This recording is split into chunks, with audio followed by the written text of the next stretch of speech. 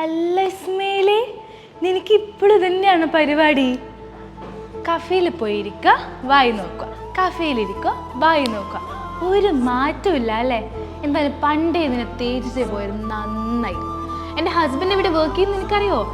SLT കമ്പനിയില്ല, അതും monthly 50,000 rupees salary വാങ്ങിക്കുന്നത്. ഇപ്പം ഇതേ KFC വാങ്ങിക്കാൻ പോയിട്ടുണ്ട്. നീ പണ്ടെടുക്കുന്ന വാങ്ങിത്തന്നെ പപ്സും ചായയും അല്ലേ? അല്ല അതിരിക്കട്ടെ, നീ എന്താ ഇവിടെ സ്ഥലം വലുത് മാറിയിട്ട് വന്നതാണോ? കൊടുക്കാൻ ബാലൻസ് വലുത് ഉണ്ടാവോടാ നിന്റെ കയ്യില്?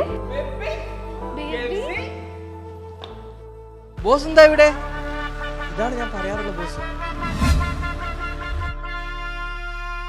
നീ തേച്ചിട്ട് പോയാൽ ഇന്നെ ആലോചിച്ച് തേരാപ്പാരാൻ ആയിലോട്ട് നടക്കുമെന്ന് നീ വിചാരിച്ചേ? എനിക്ക് തെറ്റ് പറ്റുമോ?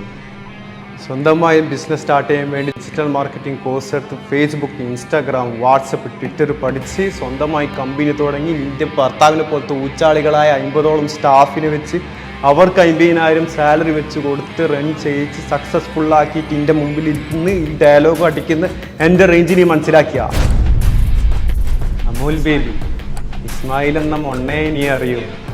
ഇസ്മായിൽ എന്ന ഹീറോയെ നീ കണ്ടിട്ടില്ല. നീ കാണും. എന്തോടാ